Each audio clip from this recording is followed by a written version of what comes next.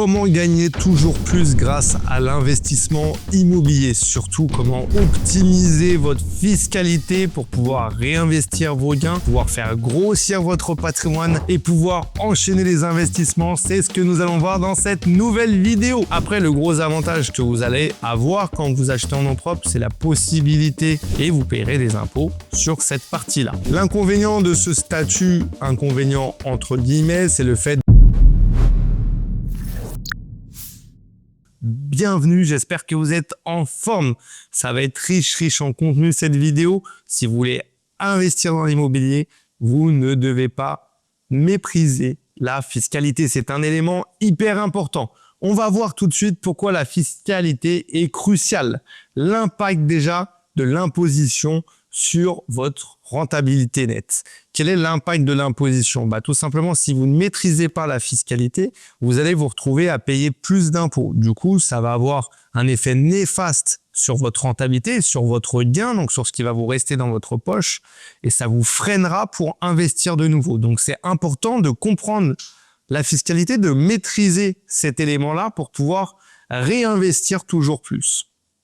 Donc, la différence entre l'imposition personnelle et l'imposition sur les sociétés, c'est un élément important. Pourquoi? Tout simplement parce que quand vous êtes imposé sur votre tranche marginale d'imposition, c'est votre impôt personnel à vous qui va augmenter. Du coup, vous allez payer toujours plus d'impôts et ça peut être embêtant, d'autant plus que si vous avez les gains qui arrivent, par exemple, sur une SCI à l'impôt sur le revenu ou sur votre imposition personnelle, puisque vous avez fait des investissements en nom propre, ça a un impact direct sur ce que vous gagnez dans votre poche. Donc, ça peut être contrariant. En revanche, sur l'impôt sur les sociétés, l'avantage, c'est que vous allez maîtriser plus l'impôt. On va le voir parce qu'il est plus stable, il est plus neutre. Et en plus, ça ne vient pas vous impacter personnellement, puisque vos gains vont être sur la société. Du coup, vous n'allez pas payer l'imposition tout de suite, mais on va rentrer plus dans le détail. Réduction de l'impôt grâce à l'amortissement. Nous allons voir ensemble ce qu'est l'amortissement et quel statut vous permet d'amortir votre bien, votre acquisition, pour créer une charge comptable qui va venir diminuer votre bénéfice et vous permettre de réinvestir. Tout dépendra de votre statut ou l'importance de faire le bon choix et c'est ce que nous allons voir. Vous avez 3 structures pour investir. Nom propre, donc investir avec votre propre nom. Vous avez la possibilité d'investir en SCI, donc à l'impôt sur le revenu ou à l'impôt sur les sociétés, c'est ce que nous verrons ensemble. Et vous avez la possibilité d'investir au travers des structures commerciales qui sont la SARL, la SAS, la SASU, toutes les structures que vous pourrez utiliser, qui sont des structures plus professionnelles. Le nom propre tout d'abord, donc facilité de financement auprès des banques, moins de formalités administratives, fiscalité simplifiée, comptabilité simplifiée. Pourquoi vous allez vous faire financer plus facilement auprès des banques? Tout simplement parce que l'étude de votre dossier est beaucoup plus simple. Vous investissez seul ou vous investissez à 2, par exemple, en indivision. On étudie votre dossier, on étudie votre endettement, donc vos revenus et vos charges. Ça passe, c'est très bien. Ça passe pas, la banque a la possibilité de déroger pour 20% de ses dossiers si vous êtes un très bon client. Au niveau de la comptabilité, là encore, c'est très simple. Vous investissez en nom propre, vous avez la possibilité de tenir votre comptabilité seul. Vous n'avez pas besoin d'avoir recours à un expert comptable. Donc, si vous faites ça, vous aurez 2 options. Soit opter pour le microfoncier si vous avez moins de 15 000 € de loyer encaissé. Dans ce cas-là, vous aurez juste un abattement de 30%.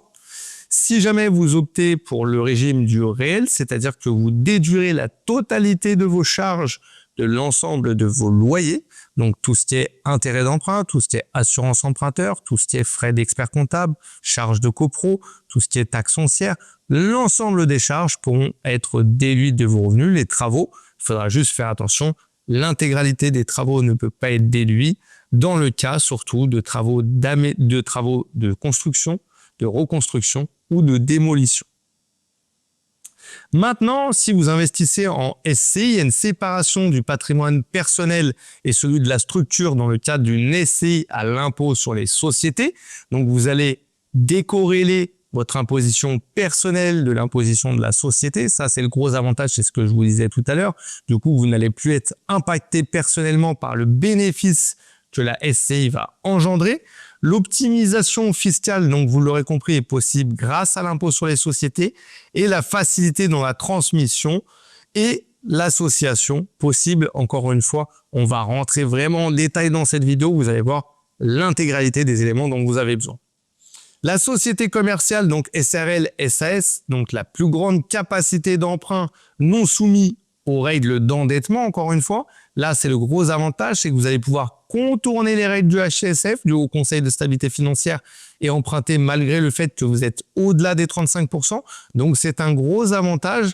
Pourquoi vous avez une plus grande capacité d'emprunt? Parce que la banque ne va pas regarder seulement votre endettement, elle va regarder aussi qui est l'homme clé, la femme clé du projet, quels sont vos points forts, quels sont vos atouts pour la société. Donc ça, c'est un gros avantage. Et vous avez la possibilité de développer des activités complémentaires, notamment si autour de votre parc immobilier, il est important, vous allez pouvoir développer des activités de gestion immobilière, de transactions, de boîtes de travaux, peut-être de rénovation, mais également peut-être une structure de marchand de biens qui vous permettra de faire de l'achat-revente. Donc vous avez vu, il y a plein de choses qui gravitent autour de la fiscalité. On va voir pourquoi le choix de la fiscalité est important. Étape par étape, on va commencer par l'impact que ça va avoir sur votre fiscalité. La fiscalité joue un rôle crucial dans la détention et la gestion de votre patrimoine immobilier. Pourquoi? Tout simplement parce qu'en fonction des statuts que vous allez choisir, comme je vous l'ai dit, vous allez avoir un impact sur votre bénéfice, du coup sur la trésorerie que vous allez réinvestir. Donc c'est judicieux, c'est important de la maîtriser. Les revenus locatifs sont imposés donc à l'impôt sur les revenus quand vous achetez en nom propre, selon votre tranche marginale d'imposition. Vous avez des tranches 0, 11, 30, 41%. En fonction de vos revenus, la tranche est plus ou moins élevée, la tranche sur laquelle vous allez être imposé. En plus de ça, il faudra rajouter les prélèvements sociaux qui sont 17,2%. Dans ce cas-là, vous allez majorer votre tranche marginale d'imposition de ces 17,2%. La simplicité fiscale et possibilité de bénéficier d'abattements spécifiques en cas de revente, comme je vous disais tout à l'heure, le gros avantage du nom propre, c'est que vous allez avoir une comptabilité simplifiée, vous allez pouvoir tenir votre comptabilité tout seul, même si je vous encourage vivement, dans le cadre d'une essai à l'impôt sur le revenu, de passer quand même par un expert comptable, ou quand vous êtes au réel, de vous faire accompagner peut-être pour la déclaration, pour ne pas faire n'importe quoi. Après, le gros avantage que vous allez avoir quand vous achetez en nom propre, c'est la possibilité en cas de revente d'avoir une déduction, d'avoir un abattement pour durée de détention.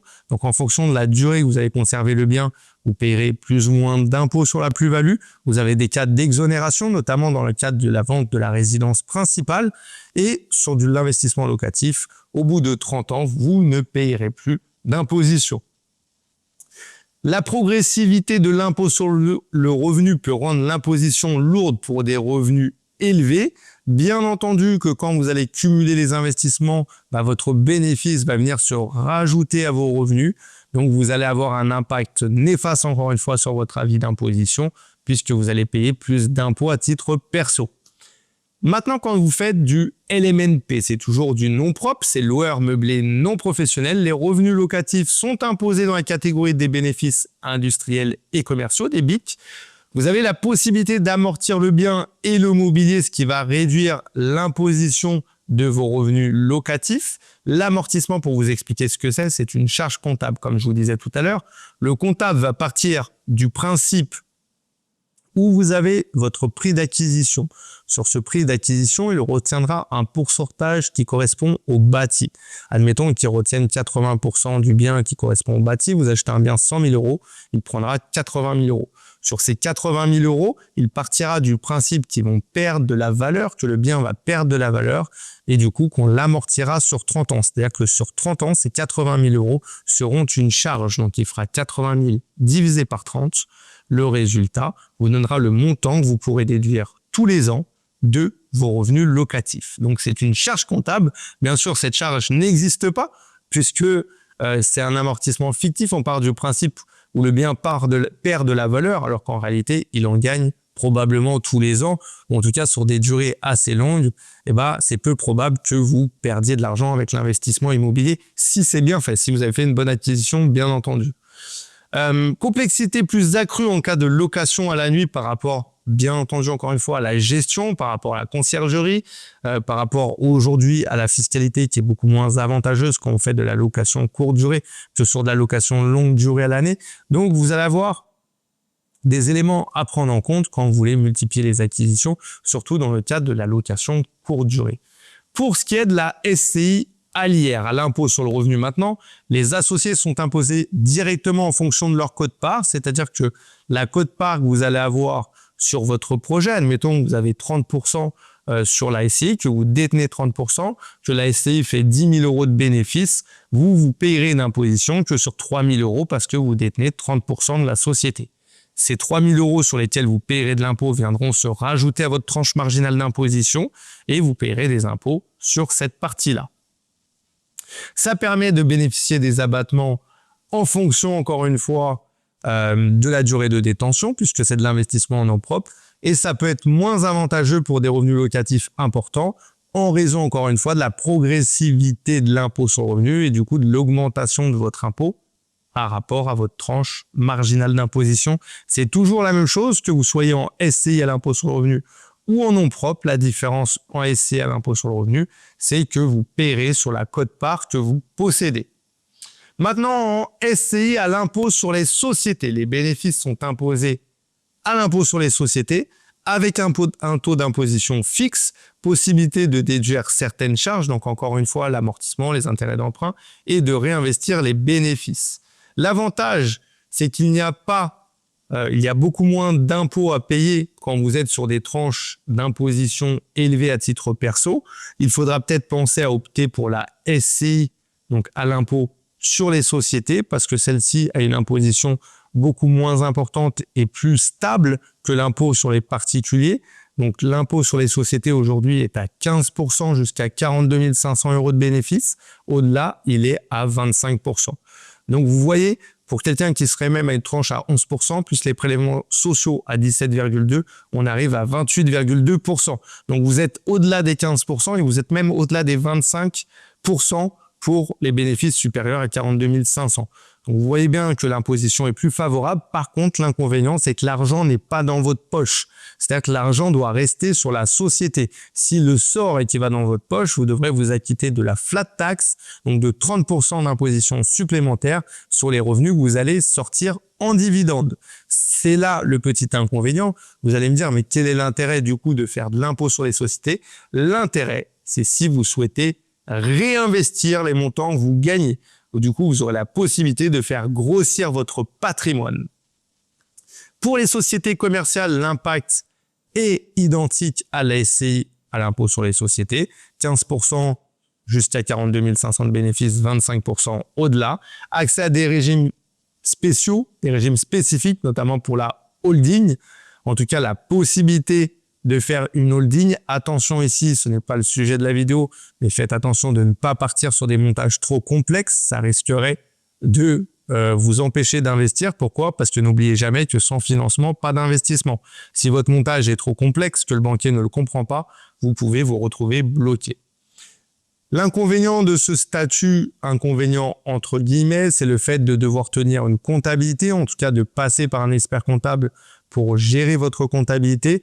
Pour moi, c'est pas un inconvénient, mais un bénéfice, un avantage, parce que vous allez vous entourer d'une équipe de professionnels.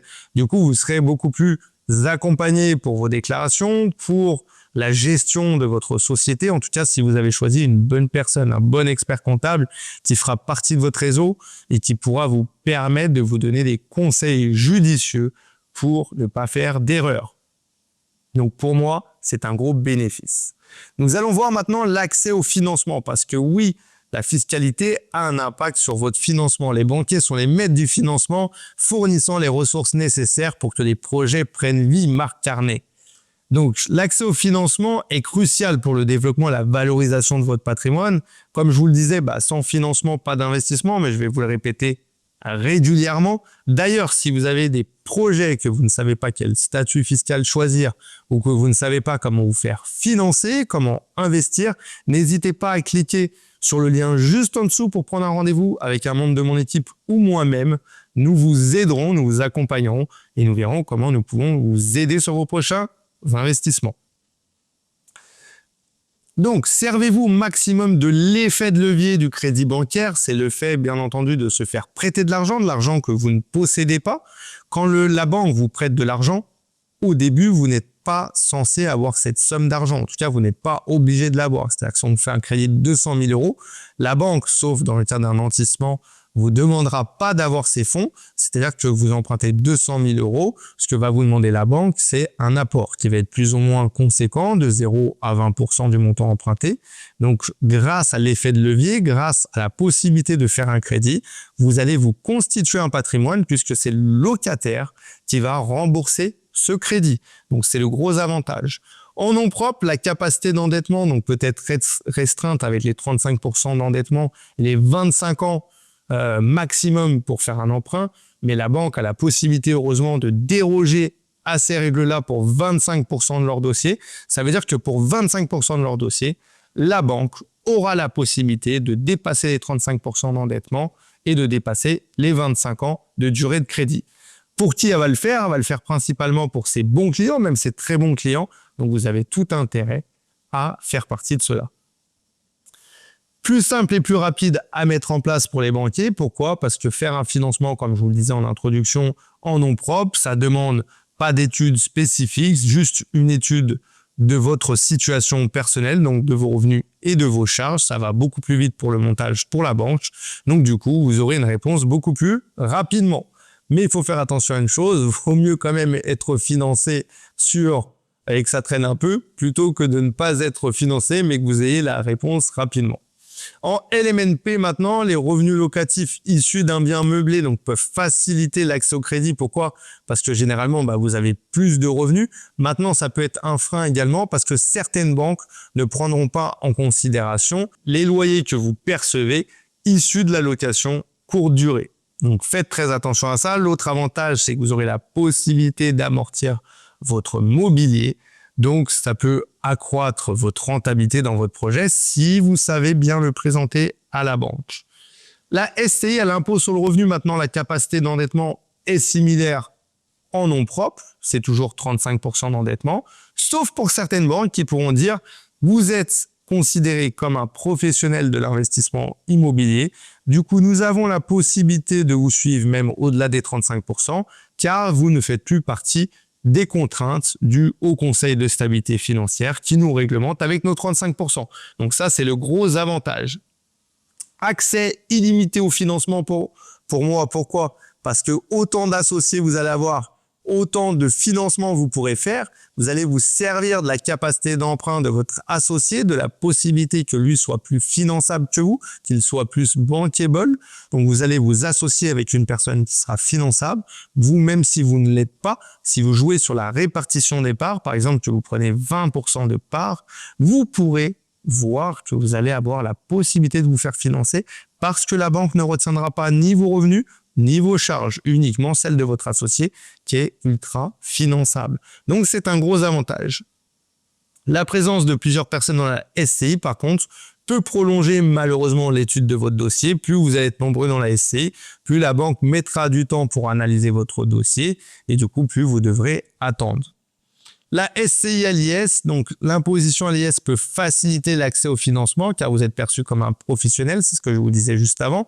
Pour certaines banques, que ce soit en SCI à l'IR ou en SCI à l'IS, donc à l'impôt sur les sociétés, vous aurez la possibilité d'être perçu comme un professionnel de l'immobilier et du coup de vous faire financer plus facilement. Les bénéfices non distribués peuvent servir d'apport pour un nouveau projet. C'est là le gros avantage.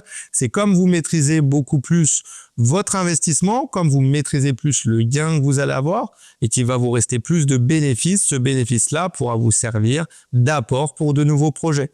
Et ça, c'est un gros avantage quand vous voulez multiplier les acquisitions et faire grossir votre patrimoine. Donc, soyez vigilants par contre quant aux conditions. Parce qu'en général, on sera sur 15 ou 20 ans, plus sur 20 ans, peut-être sur de la SCI à l'impôt sur les sociétés. Pourquoi? Parce que la banque considérera que ça reste la constitution d'un patrimoine, donc ça restera de l'investissement patrimonial. Les apports, pareil, pourront être un peu plus conséquents, de l'ordre de 20%. Maintenant, sur de la structure commerciale, les sociétés commerciales donc bénéficient vraiment d'une évaluation spécifique auprès des banques. Comme je vous ai dit, la banque va regarder l'homme clé, la femme clé du projet. Qu'est-ce qui fait qu'on va les financer? Peut-être qu'ils ont un lien avec l'immobilier, architecte, expert comptable, dans la finance, dans les travaux, peut-être qu'ils ont fait déjà plusieurs opérations. Donc tout ça, ça va servir de point fort pour votre dossier. La banque regardera aussi la rentabilité du projet. À partir du moment où la rentabilité sera importante, la banque aura beaucoup plus de facilité à vous financer.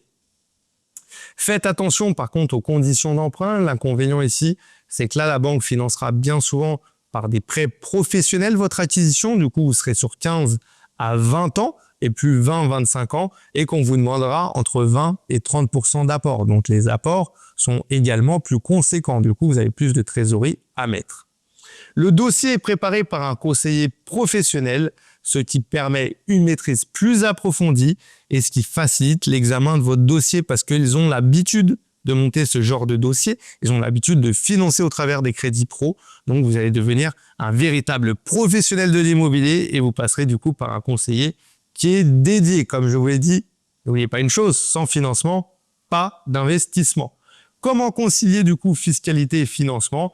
Demander à son banquier, choisir la bonne structure. Et pourquoi je dis demander à son banquier? Tout simplement parce que vous allez devoir rester souple. Plus vous allez être souple, plus vous allez comprendre les besoins de votre interlocuteur. Est-ce qu'il finance en nom propre, en SCI, à l'IR, à l'IS? Est-ce qu'il finance les structures commerciales? Plus vous allez avoir de résultats.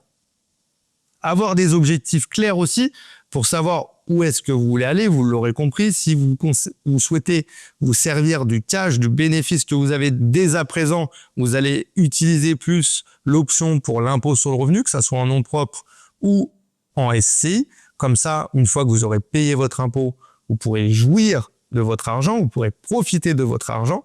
En revanche, si vous souhaitez faire gonfler votre patrimoine, faire grossir la boule de neige pour qu'elle devienne énorme, vous opterez plus pour une structure commerciale ou pour une SCI à l'impôt sur les sociétés qui a une imposition plus faible, qui a une imposition plus maîtrisée et qui vous permettra de réinvestir vos bénéfices dans d'autres biens.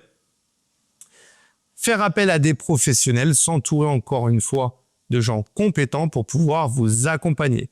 Maintenant, quel est l'impact sur la transmission?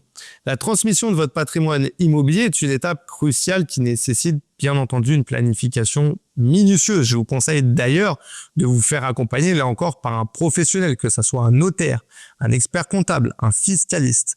Mais ne faites pas n'importe quoi, surtout si vous voulez transmettre votre patrimoine.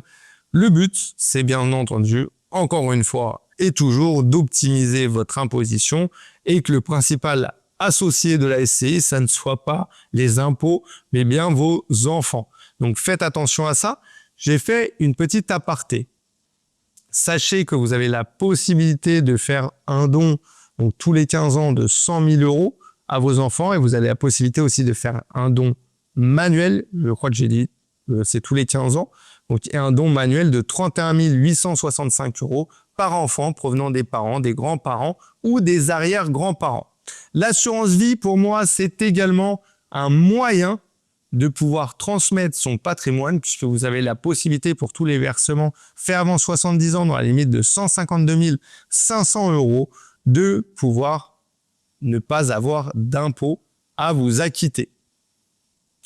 Donc, c'était une aparté maintenant sur le nom propre. La succession survient de manière inattendue. Les héritiers se retrouvent souvent contraints de vendre un bien pour pouvoir profiter de la succession. Quand vous devez vendre et vous êtes contraint par le temps, la problématique que vous allez avoir, c'est que vous allez vous exposer aux investisseurs comme vous, comme moi, qui sont à l'affût des bonnes opportunités. Et du coup, c'est jamais bon d'être pressé de vendre. C'est jamais bon d'être dans l'obligation de vendre. Donc, faites très attention à ça. Essayez d'anticiper quand vous voulez transmettre et de donner peut-être de votre vivant plutôt d'attendre une fois que vous serez mort et que vos enfants subissent ou que votre époux ou épouse subissent la transmission. Comme pour tout investissement, donc une situation imprévue peut être un danger. La taxation se fait à l'impôt sur le revenu avec des abattements possibles en cas de donation ou de succession, comme je vous ai dit. Pas de changement sur le LMNP, vous restez imposé sur votre situation personnelle. Quant à la SCI, à l'IR, ça permet de transmettre les parts donc sociales plutôt que le bien immobilier en lui-même. Donc, ça peut faciliter les opérations de donation et de succession, surtout qu'une part de SCI est moins valorisée qu'un bien en direct. Donc, ça peut être une option très intéressante. Idéal pour une gestion familiale aussi du patrimoine quand vous voulez commencer à transmettre. L'avantage, c'est que vous allez pouvoir entrer vos enfants peut-être dedans, ou en tout cas les gens à qui vous voulez transmettre votre patrimoine.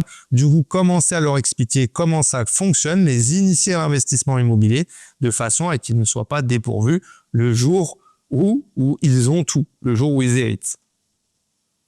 L'avantage de la SCI à l'IS, c'est que l'imposition des bénéfices à l'impôt sur les sociétés peut être avantageuse pour les revenus locatifs importants, que la transmission des parts sociales est facilitée avec des possibilités notamment de démembrement, donc entre l'usufruit et la nue propriété, et la séparation des patrimoines privés et professionnels offre une protection contre les créanciers. Ça veut dire que le fait que vos biens soient dans une SCI avec un statut qui est adapté pourra empêcher des créanciers de venir saisir ce bien, notamment s'il y a eu des erreurs peut-être de fait sur d'autres SCI ou sur du personnel.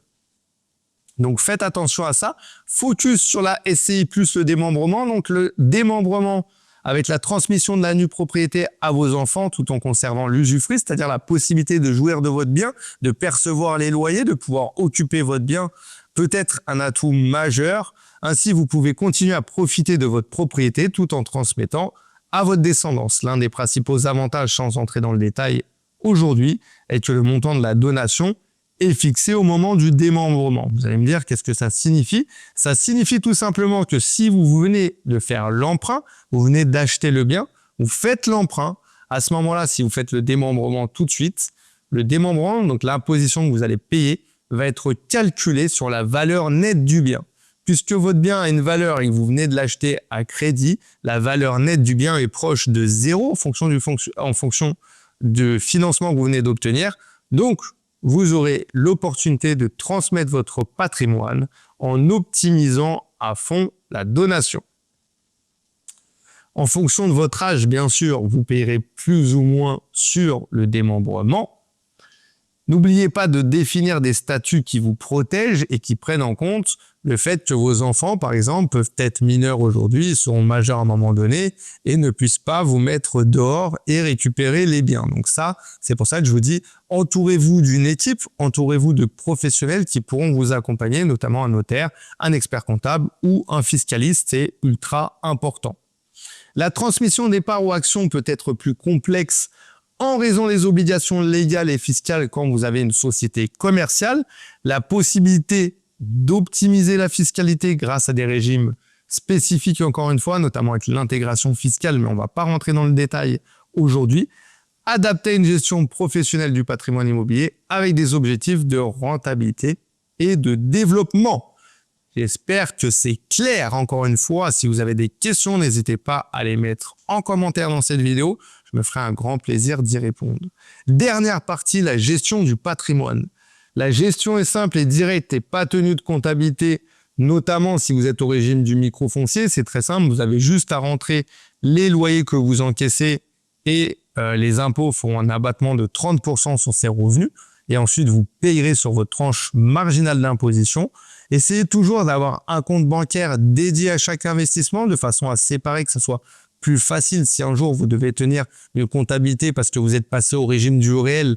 Donc là, vous devez déduire les charges que vous avez. Et même pour vous, pour voir un petit peu la rentabilité en termes de cash flow, je ne parle pas de pourcentage, mais bien de cash, ça sera plus facile si vous avez un compte dédié à chaque investissement.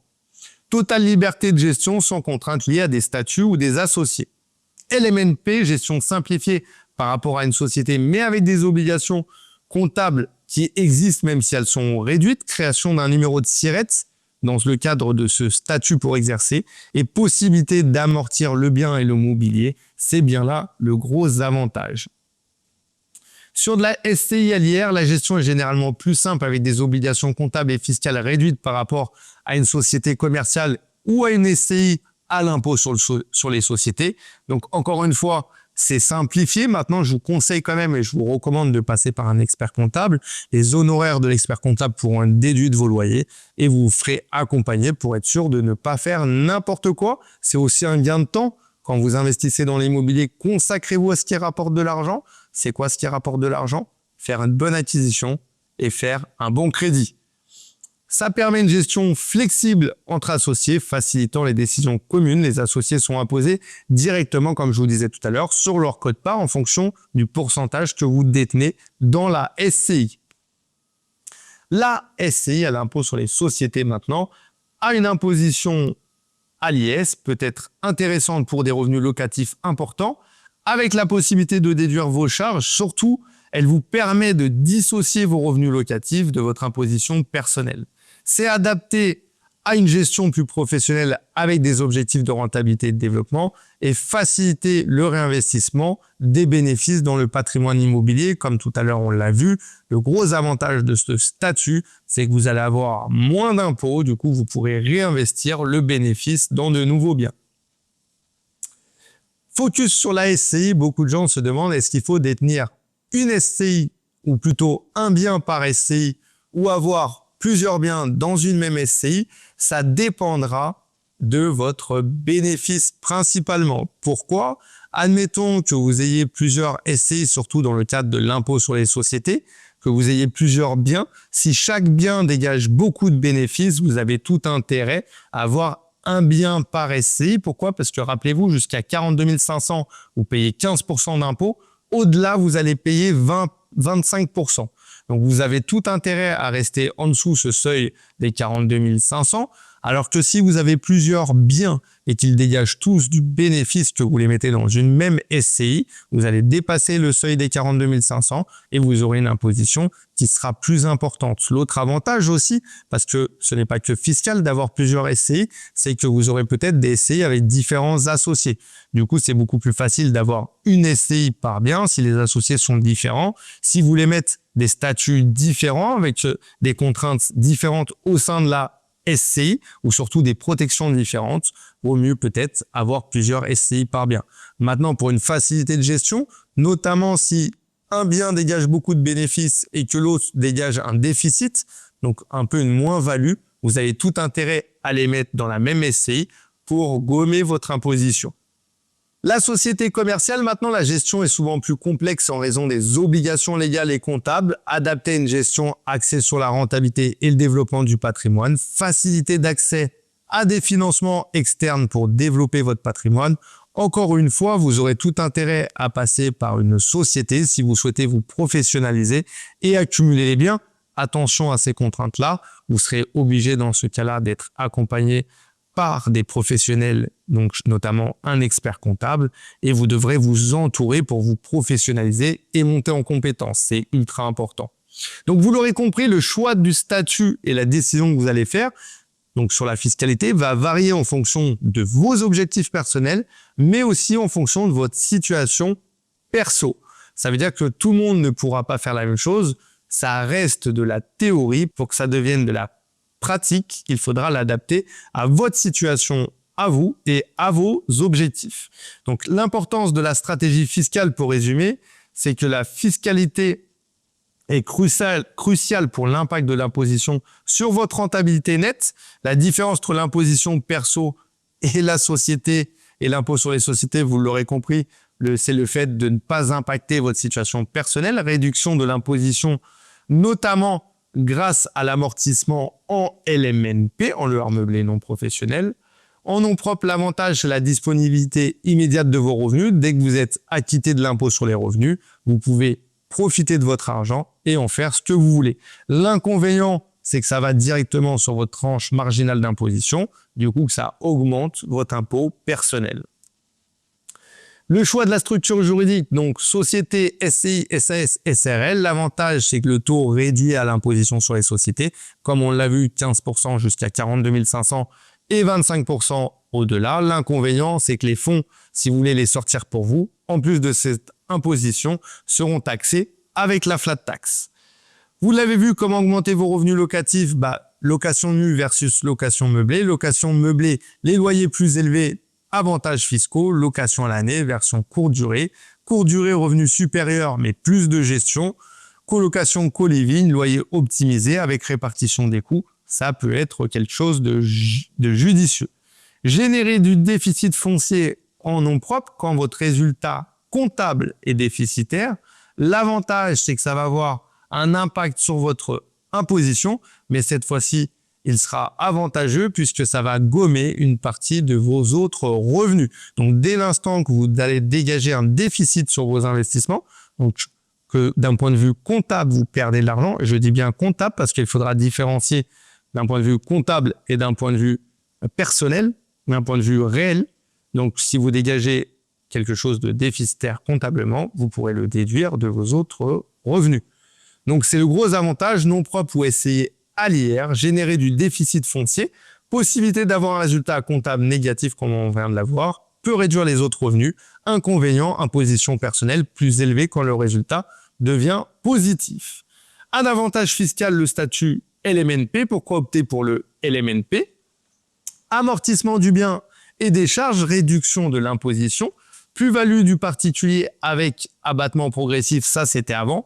Aujourd'hui, l'imposition sur le loueur meublé non professionnel est beaucoup plus contraignant puisque notamment pour de la location courte durée, cet avantage est enlevé et du coup, on pratique les amortissements que vous avez réalisés viennent se dégreffer du montant d'acquisition, c'est-à-dire qu'on va venir diminuer votre montant d'acquisition des amortissements pratiqués, donc vous payerez une plus-value plus importante.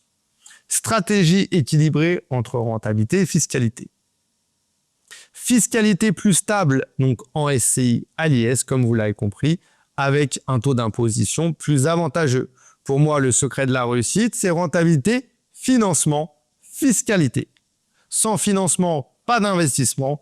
L'objectif reste de faire 100% des projets rentables qui se présentent à vous.